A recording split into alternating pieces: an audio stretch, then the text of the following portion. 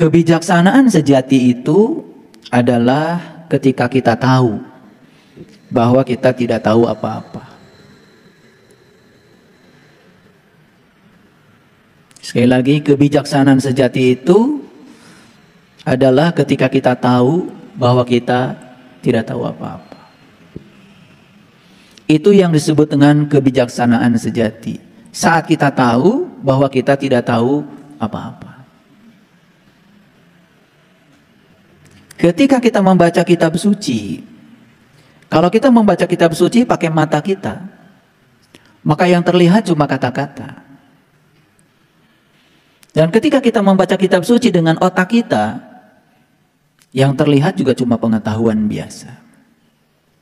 Dan ketika kita membaca kitab suci dengan hati kita, di situ kita sudah mulai bisa melihat cinta.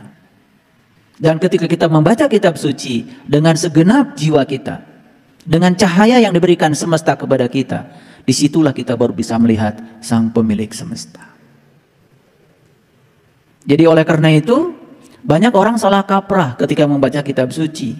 Karena dia membaca kitab suci hanya dengan mata, tidak dengan segenap jiwanya. Makanya tidak akan pernah bertemu dengan yang dibalik kitab suci. Jadi kalau saya membaca satu surat saja, ini saya tunjukkan sebagai contoh. Kita lihat ya contohnya. Kita baca saja misalnya satu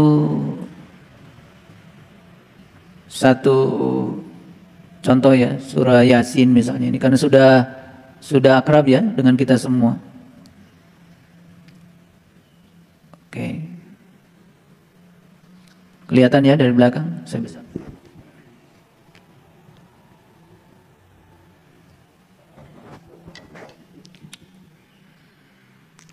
Ada pernyataan seperti ini di dalam kitab suci.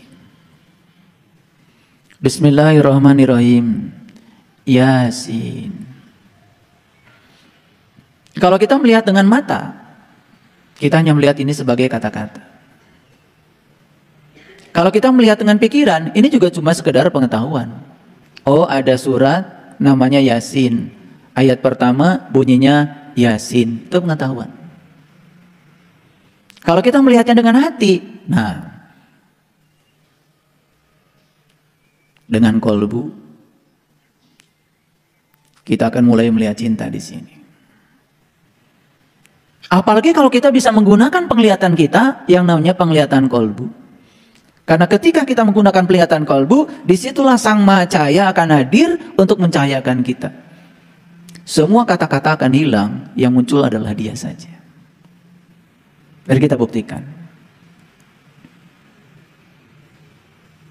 Yasin. Kata-katanya sederhana.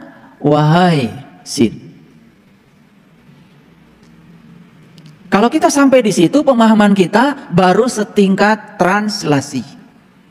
Ada 3 tingkatan pemahaman. Yang pertama tingkatan translasi.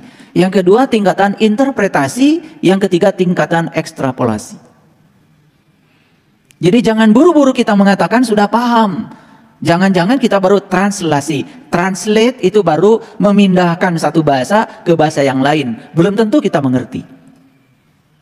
Itu namanya translasi. Baru digeser saja pemahamannya. Pemahaman yang kedua mulai masuk interpretasi. Interpretasi perlu yang namanya hot order thinking, high order thinking. Sering disebut hot, high order thinking. Jadi berpikir tingkat tinggi. Berpikir tingkat tinggi itu yang pertama bisa menggunakan pikiran kognisi yang disebut dengan intelektual. Yang kedua kita melampaui kognisi yang disebut dengan kecerdasan spiritual. Nah kalau orang melihat ini cuma dari kognisi, dia akan terbatas saja pada kata Yasin, wahai Sin. Sekarang kita coba ekstrapolasi. Di balik semua tulisan, di balik semua kata-kata, itu pasti ada yang terselip ya, ada yang tersurat di balik yang tersirat itu. Ada 2 kata di sini, ya dan sin. Sin itu sering kita ucapkan, ya sering kita ucapkan pada saat kita baca sholawat, betul? Salatullah salamullah ala toha rasulillah. Salatullah salamullah ala yasin habibillah. Jadi sin itu siapa? Sin itu sendiri adalah habibillah. Udah mulai nih ekstrapolasi. Sin itu adalah habibillah, orang yang dicintai Allah. Siapa orang yang dicintai Allah? Ya tentu saja, ya. Tentu saja orang yang dicintai Allah adalah orang yang hidupnya sudah sejalan dengan Allah, yang jiwa raganya sudah sefrekuensi dengan Allah, yang kehidupannya digerakkan oleh Allah. Bukan berarti orang dicintai Allah itu kemudian Allah membedakan. Lalu Allah tuh mencintai si A, tidak mencintai si B. Bukan seperti itu. Karena Allah yang maha cinta tidak terpengaruh oleh dia mencintai atau dia tidak mencintai, dia tetap saja cinta. Jadi jangan lalu mengatakan orang yang dicintai Allah itu orang yang menuruti kriteria Allah. Karena Allah itu mencintai semuanya kok. Kamu mau baik sama Allah, kamu tidak baik sama Allah, Tuhan yang maha cinta tetap saja mencintai kita. Tidak bergantung kita cinta atau tidak cinta. Jadi jangan terjebak oleh kata-kata. Ketika dikatakan Habibillah adalah orang yang dicintai Allah, kemudian kita mengklasifikasi ada yang dicintai, ada yang tidak dicintai. Berarti Allah masih terjebak oleh dualitas. Tidak mungkin Allah terjebak oleh itu. Jadi siapa orang yang dicintai Allah? Adalah orang yang hidupnya sudah bahagia bersama Allah. Siapa orang yang dicintai Allah? Adalah orang yang sudah tenang hidupnya bersama Allah. Siapa yang dicintai Allah? Adalah orang yang sudah selaras dengan Allah. Tetapi Allah tidak bergantung pada kita cinta atau kita tidak cinta. Bisa paham? Karena kadang-kadang kita sering terjebak juga oleh kata-kata, masuk lagi ke dimensi pikiran. Lalu ayat ini menjadi sangat murah karena sebatas pengetahuan. Nah, kalau kita tarik lebih dalam lagi, siapa sin itu? Nah, sin itu adalah orang yang dicintai Allah, orang yang sudah berakhlak seperti akhlaknya Allah. Artinya sifat-sifat Allah sudah mewujud di dalam dirinya. Itulah sin yang sebenarnya. Jadi siapa sin? Ujung-ujungnya sin itu adalah Allah itu sendiri. Karena Allah mengatakan, aku yang goib, aku yang nyata. Dia yang goib ingin dikenal oleh kita. Maka yang goib akan mewujud menjadi yang nyata. Makanya melihat Allah bagi mereka yang sudah berkesadaran, tidak usah jauh-jauh. Melihat tatapan anaknya saja sudah melihat Allah. Melihat senyum anaknya saja sudah melihat Allah. Karena kemanapun dia memandang, di situ yang dia lihat adalah Allah. Dia yang goib, dia yang nyata. La ilaha illallah. Yang mana yang bukan dia? Semuanya dia. Jadi yang pertama, ketika kita melihat Yasin cuma kata-kata. Yang kedua, ketika melihat Yasin itu sebagai pengetahuan. Yang ketiga, ketika melihat Yasin dengan kolbu kita sudah bisa melihat cinta di situ. Yang keempat, kalau kita sudah bisa melihat Yasin dengan segenap jiwa kita, maka kita akan melihat Tuhan di balik Yasin itu. Keren nggak kalau gitu? Nah, sekarang berapa banyak orang yang membaca kitab suci sampai bisa melihat Tuhan di baliknya? Nah, itulah pentingnya kita melihat dalam terang. Karena dalam kegelapan selalu saja salah persepsi, salah interpretasi, salah proyeksi. Dan kebanyakan manusia melihat sesuatu dalam kegelapan pikirannya, dalam kegelapan jiwanya. Yang muncul adalah ego. Lalu menafsirkan ayat hanya berdasarkan egonya sendiri. Kepentingan pribadi yang melekat di situ. Apa yang terjadi? Itu sangat berbahaya. Makanya Tuhan mewanti-wanti kepada kita. Jangan setiap perkataanmu dijual sebagai perkataanku, kata Tuhan. Jangan setiap tulisanmu dijual sebagai firmanku. Jangan setiap kata-kata yang kau sampaikan kepada orang lain hanya sekedar menjual namaku, kata Tuhan. Kan banyak yang kemudian menjual nama Tuhan di mana-mana. Dikit-dikit kata Tuhan, dikit-dikit kata Tuhan. Kalau kita baik sama Tuhan, kata Tuhan, kita akan dikasih pahala. Kalau kita tidak baik pada Tuhan, kata Tuhan akan dikasih siksa. Masa Tuhan begitu? Tuhan tidak punya sifat seperti itu. Ya, Tuhan tidak akan pernah terjebak oleh pahala dan siksa, karena Beliau memberikan apapun pada kita atas dasar cinta, karena Dia adalah Sang Maha Cinta. Maka inti semua ajaran agama adalah cinta. Dalai Lama pernah ditanya oleh seseorang, apa agama Anda? Dan beliau mengatakan, agama saya adalah cinta. Agama baru ya? Baru dengar kok ada agama namanya cinta. Padahal beliau ini sudah berkesadaran tinggi. Beliau tidak mau ya terjebak oleh egonya sendiri. Ketika beliau ditanya, apa agama Anda? Beliau mengatakan, agama saya adalah cinta. Ketika ditanya, menurut Anda agama apa yang paling baik? Jawabannya lebih bijaksana lagi. Agama yang paling baik adalah agama yang mengantarkan pemeluknya menjadi lebih baik. Hati-hati ya, menjadi lebih baik. Saya tidak mengatakan yang terbaik, menjadi lebih baik. Jangan terjebak oleh kata-kata. Kita tidak diwajibkan untuk menjadi yang terbaik, tetapi kita hanya diharuskan menjadi lebih baik. Tidak usah kita menjadi lebih baik daripada orang lain. Cukup kita menjadi lebih baik hari ini dibandingkan hari esok. Izinkan kita berevolusi menjadi diri kita sendiri. Tidak usah dibandingkan dengan siapapun. Karena setiap kita memiliki perjalanan sendiri-sendiri, tidak bisa dibandingkan. Nah, kalau kita baca ayat yang kedua, coba. Tapi jangan ikuti terjemahan yang ada ya, kita akan terjebak. Coba kita lihat. Yasin, wahai Sin. Jadi pada tingkatan yang pertama tadi, ketika kita bilang wahai Sin, masih merujuk kepada yang bersifat selain dia. Tetapi begitu kita sudah melihat dengan segenap jiwa kita, yang kita lihat adalah dia. Oke?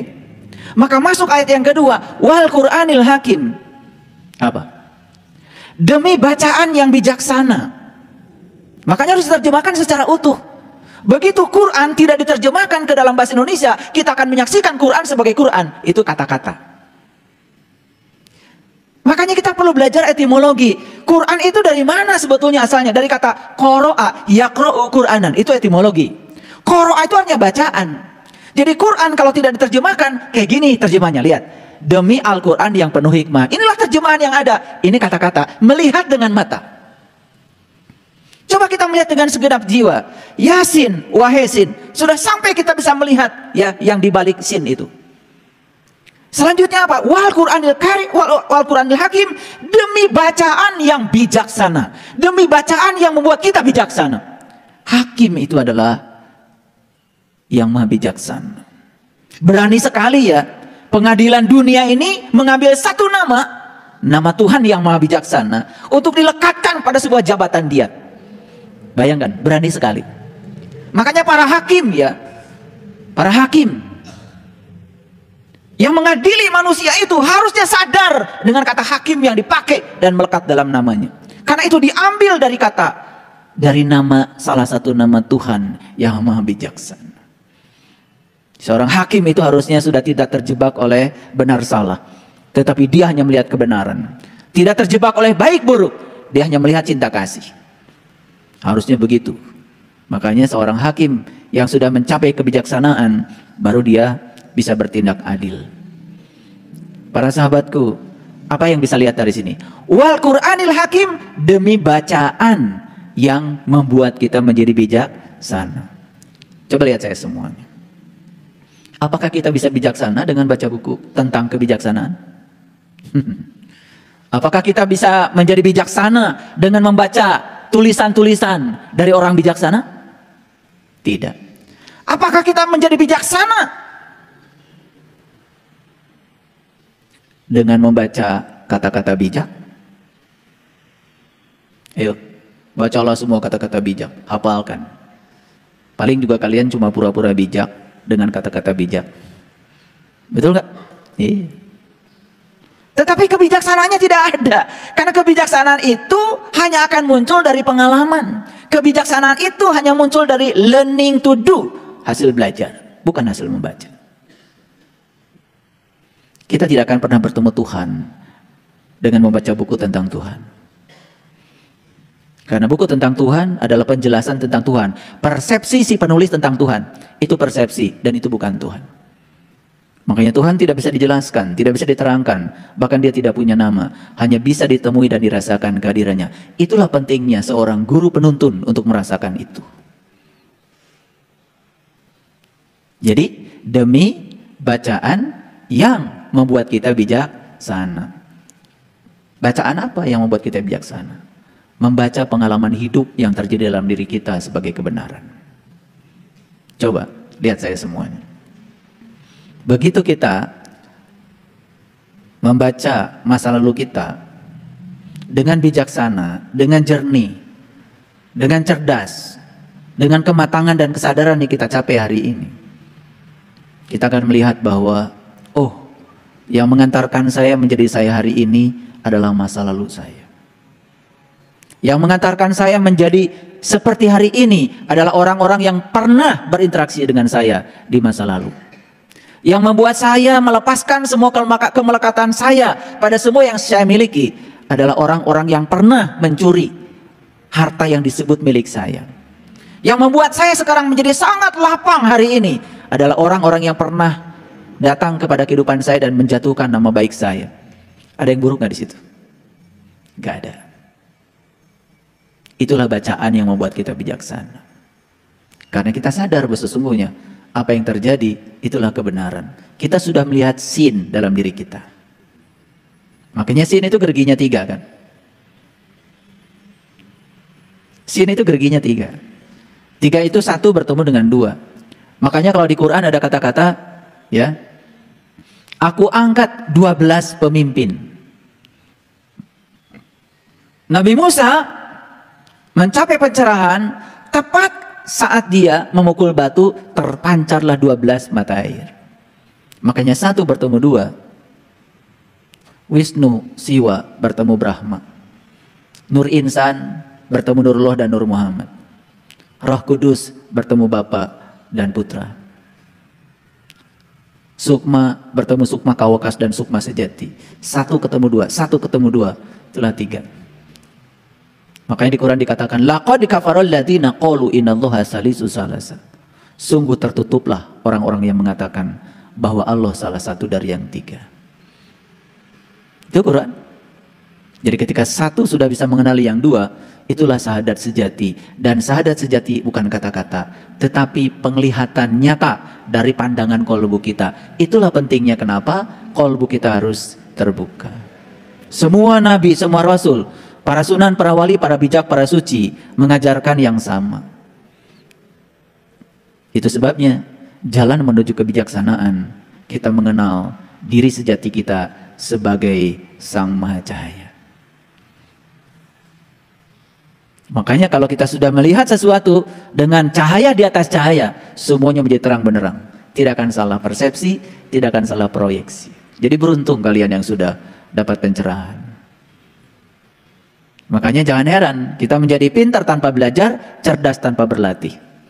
Itulah yang disebut dengan kecerdasan yang melampaui batas. Kita mengakses kecerdasan yang melampaui pikiran. Itu yang disebut dengan kesadaran. Duh, kalau sudah sampai di sini, semua itu membuat kita senyum saja.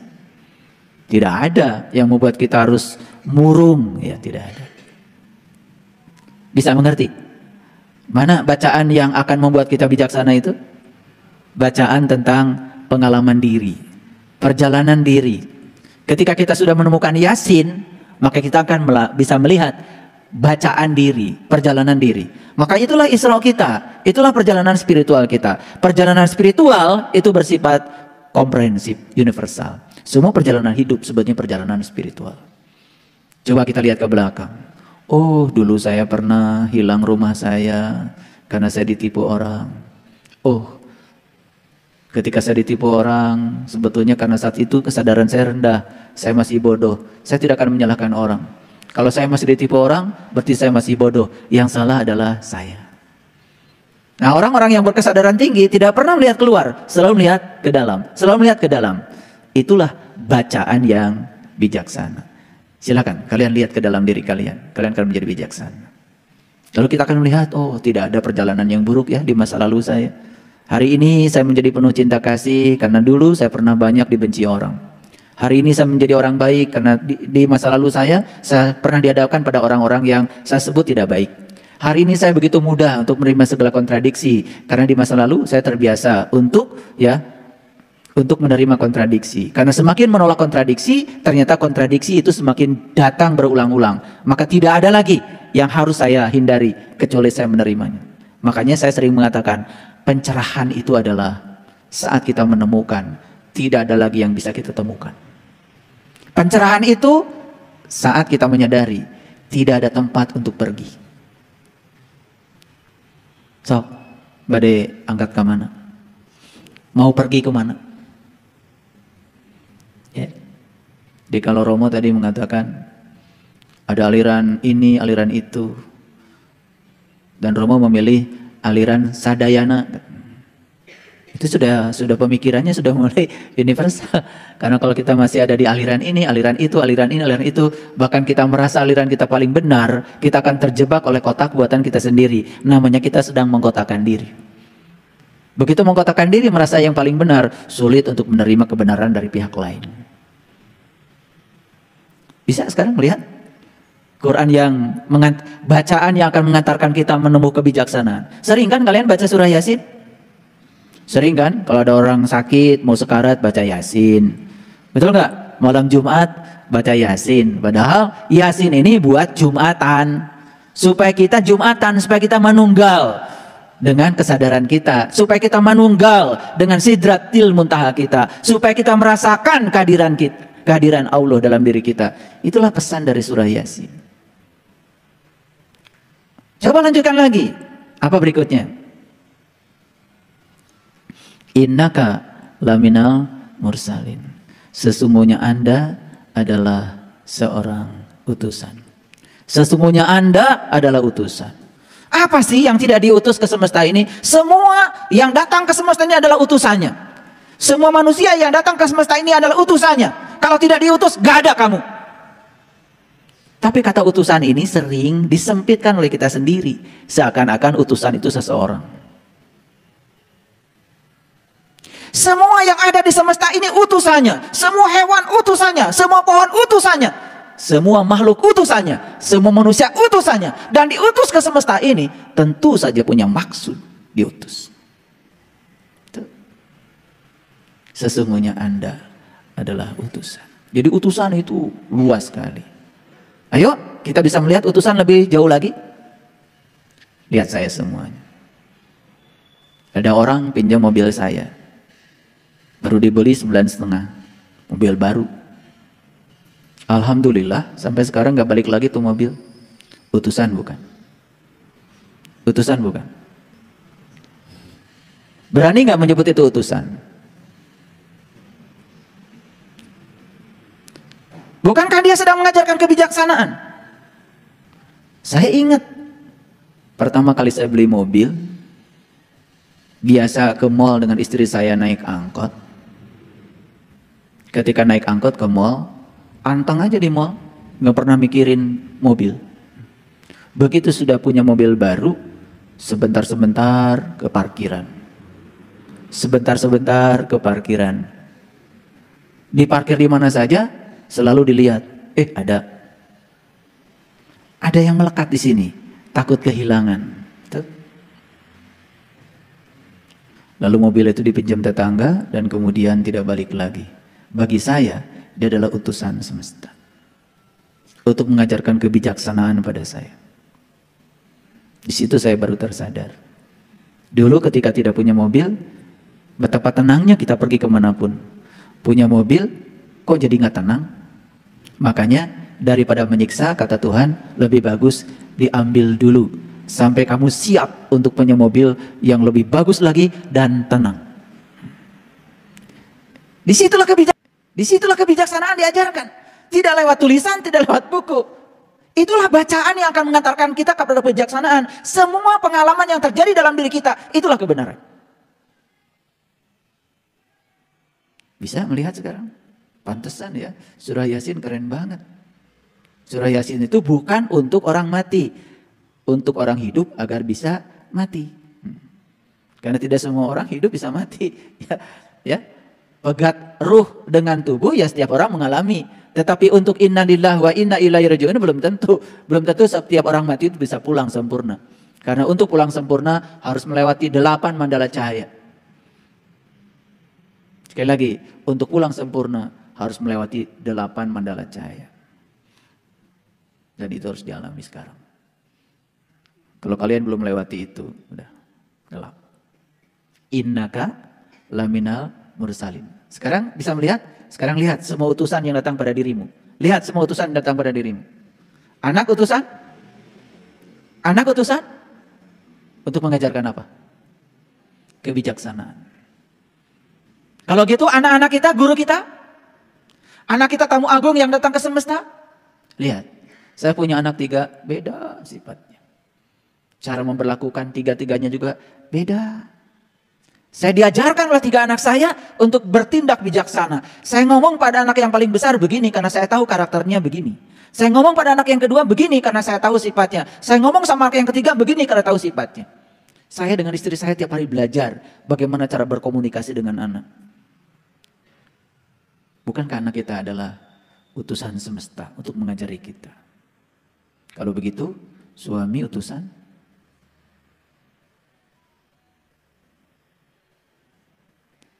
Suaminya galak, utusan.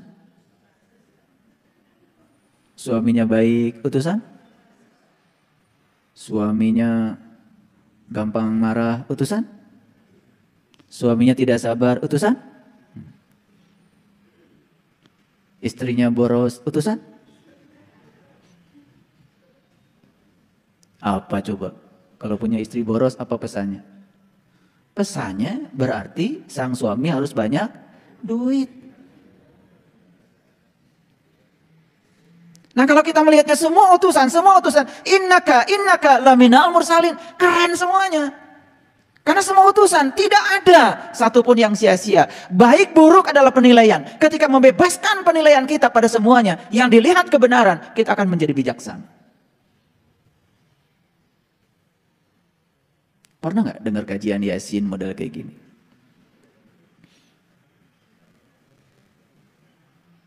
Tapi pernah nggak kalian baca surah Yasin? Sering ya, tiap malam Jumat. Malam Jumat baca Yasin. Ketika ditanya kenapa sih nggak malam Sabtu?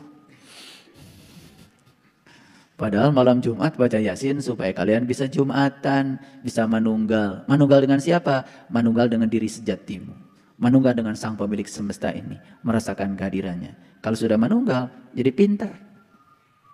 Kebijaksanaan jadi sangat dekat dengan kita. Oh, ternyata ya. Orang yang menipu kita utusan. Diterima apa tidak? Kalau utusan harusnya di apa? Diterima apa ditolak? Diterima. Kalau ditolak?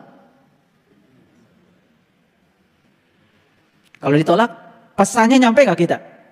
Itulah kalian. Kenapa tidak bijaksana? Karena setiap ada utusan yang datang, selalu kalian tolak. Nih lihat saya semua.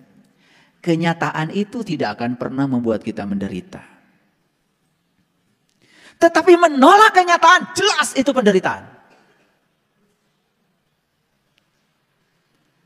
Paham? Makanya orang itu cuma 3 kok menurut saya. Ada yang pikirannya lemah, ada yang pikirannya sedang, ada yang pikirannya kuat. Kalau ingin lihat orang, gampang. Kalau yang dia bicarakan itu selalu saja orang lain. Kekurangan orang, kelemahan orang, itu ciri orang yang pikirannya lemah. Ada lagi orang yang berpikiran sedang. Yang dibicarakan biasanya kejadian aja. Ada macet, bicarakan. Padahal dia tidak suka dengan macet. Padahal makin bicarakan tuh macet, ya dia akan sering terjebak macet. Karena ketika dia membicarakan kejadian, sesungguhnya dia sedang mengundang kejadian itu untuk datang berulang-ulang dalam hidup. Makanya doa yang sebenarnya kan sudah saya jelaskan. Apa yang kau pikirkan, apa yang kau katakan, apa yang kau lakukan berulang-ulang. Makanya banyak kan yang senang seminar. Seminar tentang ditipu orang. Seminar dibohongi orang. Dan kalau membicarakan itu, berapi-api. Senang rasa membicarakan itu. Lupa kalau dia sedang berdoa. Untuk menarik semua agar terjadi berulang-ulang.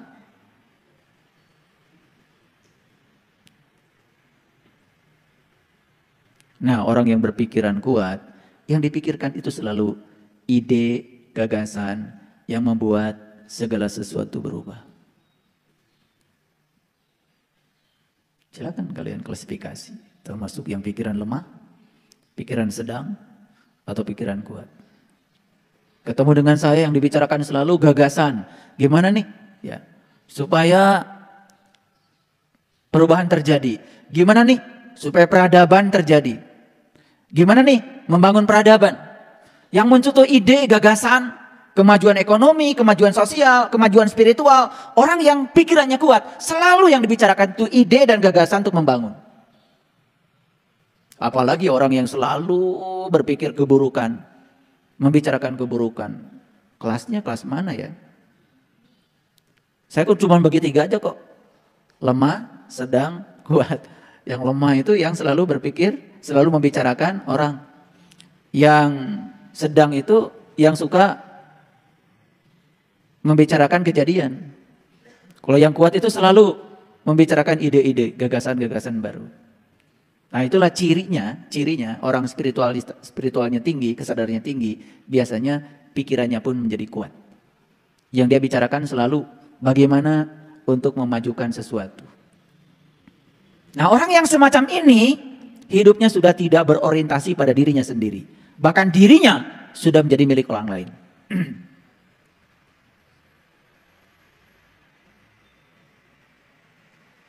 Gak ada waktu buat dirinya. Semua waktu buat orang lain. Sudah melihat utusan sekarang? Innaka laminal mursalin. Untuk apa sih semua utusan itu datang? Lihat. Untuk apa? Untuk apa?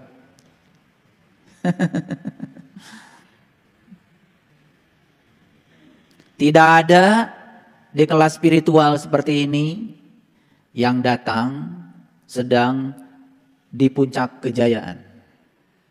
Gak ada. Di kelas spiritual seperti ini yang datang adalah orang-orang yang sedang bermasalah.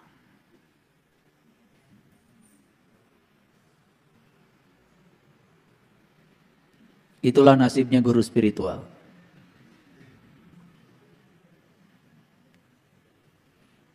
Guru spiritual itu nasibnya seperti dokter. Baru diingat kalau sakit. Dan guru spiritual itu baru diingat sama muridnya kalau dia punya masalah.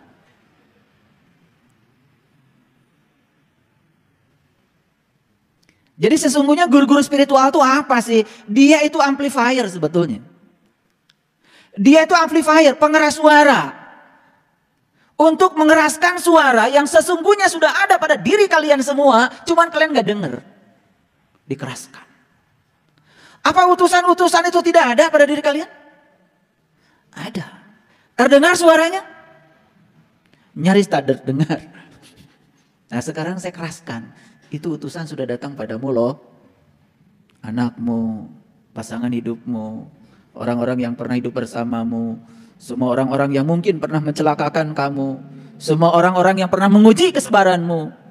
Itulah yang disebut dengan Al-Quranul Hakim. Itu yang disebut dengan bacaan yang bijaksana. Kalian baca Quran ini, apalagi cuma dengan mata. Bismillahirrahmanirrahim. Alif lam mim. Zalikal kitabu la raiba fi hudal lil muttaqin. Hanya dapat kata-kata. Mulai lihat terjemahannya dengan otak, paling juga hanya dapat pengetahuan. Oh, katanya ini ada Quran, petunjuk bagi orang yang bertakwa. Kan gitu. Sudah selesai. Yang takwa itu kayak apa? Cara menunjukkannya seperti apa? Gimana kita merasa ditunjukkan oleh Quran? Gak ada pertanyaan lagi. Tidak ada ekstrapolasi. Cukup translasi. Merasa puas di situ. Besok sudah jadi penceramah. Keren apa tidak? Keren. Pergi ke pasar baru tinggal beli sorban. Pakai jubah sedikit 150.000 udah keren. Di sini nggak ada. Kosong. Yang disampaikan apa? Yang disampaikan ilmu katanya. Kata ini, kata itu. Karena cuman baca. Baca pun hanya melihat dengan mata. Dapatnya kata-kata. Makanya mohon maaf. Menurut saya syarat untuk menjadi seorang pencerah itu harus sudah bisa melihat kitab suci dengan segenap jiwa. Kalau belum sampai di tingkat itu, yang keluar dari mulutnya itu cuman hal-hal yang berbahaya. Ulangi lagi. Yasin wal Qur'anil Hakim innaka laminal mursalin ala siratim mustaqim. Jadi semua utusan itu ujung-ujungnya adalah cinta kasih Tuhan untuk mengantarkan kita, membimbing kita kemana? ala siratim mustaqim. Ada yang ditipu sekian miliar, hancur tuh kehidupannya. Cari guru, ujungnya kan? Ada yang hidupnya bermasalah luar biasa. Ini nggak selesai, ini nggak selesai, ini nggak selesai. Ujung-ujungnya cari guru. Betul? Bagus apa tidak? Bagus apa tidak? Ala sirati mustaqim. Jadi semua itu adalah cara semesta, cinta kasih semesta untuk menarik kamu agar menuju jalan yang lurus. Ini ngerti nggak dari tadi saya ngejelasin ini? Pada melohok aja, ngerti nggak?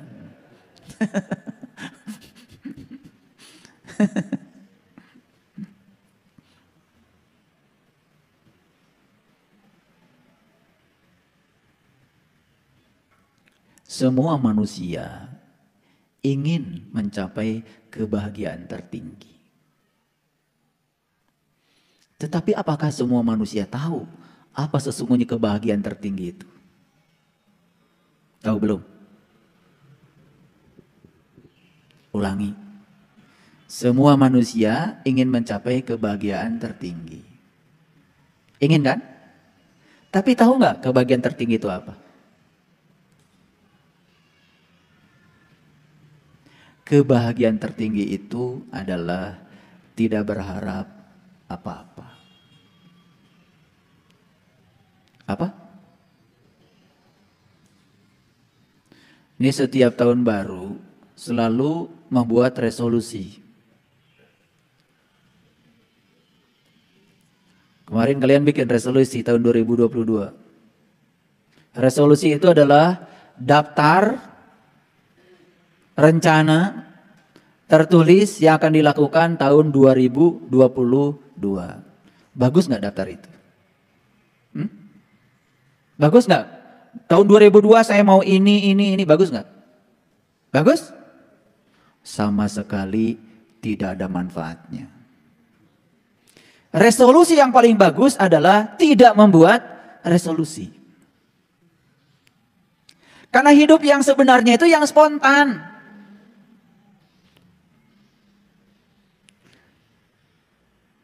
Ketika kalian membuat resolusi tentang hari esok, sebenarnya kalian sudah menghancurkan hari esok. Karena hari esok yang misterius, yang luar biasa, yang menakjubkan, kemudian dibatasi oleh resolusimu. Lalu, resolusi yang dibuat kebanyakan manusia itu hanya memenjarakan diri untuk tidak siap menerima kenyataan. Hidup mah gampang, gak usah bikin resolusi. Hidup saja sehari, selesai hari ini, besok sehari kalau masih hidup. Sehari-sehari aja. Ya. Mau bernyanyi, bernyanyilah. Mau menari, menarilah. Mau makan enak, makan enaklah. Sesederhana itu kok. Kita tidak disuruh apa-apa sama Allah di semesta ini. Disuruh bersuka cita dan penuh kebahagiaan, itu saja. Betul? Hidup saja penuh tanggung jawab. Dengar apa yang diperintahkan beliau di sini. Ikuti saja. Ikuti yang di sini. Ya. Bersiap-siaplah untuk menerima kenyataan. Apa tidak boleh gitu punya rencana? Boleh. Tetapi jangan lupa hiduplah dengan spontan. Karena kalau kita belum bisa hidup dengan spontan, kita akan kaget. Karena hidup itu seperti yang kita mau. Lalu kita mengatur Tuhan dengan doa-doa kita supaya Tuhan mengikuti yang kita mau. Padahal yang terbaik menurut Tuhan bisa jadi yang kita tidak mau. Tapi itu adalah utusan Tuhan yang diutus kepada kita untuk menunjukkan jalan Shiratal Mustaqim. Kalau begitu saya mau bertanya, pinter enggak? Kalau begitu setiap manusia akan sampai enggak di Shiratal Mustaqim? Akan sampai. Siapa yang duluan sampai di sini? Siapa yang duluan sampai di Shiratal Mustaqim? Yang tidak pernah menolak Setiap utusan yang datang, dia yang keduluan. Ngerti? Yang dulu suka digambarkan kan? Pokoknya katanya yang amalnya banyak, secepat kilat menyeberang Shiratal Mustaqim. Kan gitu kan dulu? Masih ingat ya itu pelajaran fiksi dulu. Sekarang pelajaran fiksi itu saya buat jadi nyata. Jadi siapa yang secepat kilat bisa menyeberang Shiratal Mustaqim? Semua manusia yang bisa menerima semua utusan, baik yang diinginkan maupun yang tidak diinginkan. Itulah pencerahan. Jadi pencerahan itu ujung-ujungnya apa? Tidak ada tempat buat kamu pergi. Paham? Menghindari sesuatu yang kamu tidak ingin, kamu akan dihadapkan pada yang tidak kamu ingin berikutnya.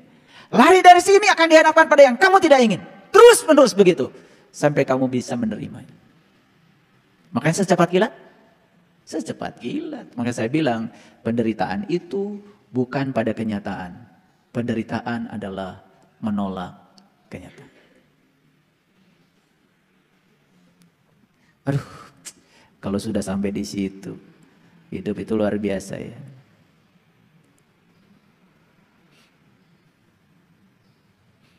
Baik, ala siratim mustaqim. Ayo kita ulang lagi. Yasin wal Qur'anil hakim innaka laminal mursalin ala siratim mustaqim. Wahai Sin. Sini. Sin itu sudah ada di sini. Nurullah, Nur Muhammad, Nur Insan. Itu guru sejati kita. Di mana? Di sini. Wal Qur'anil hakim.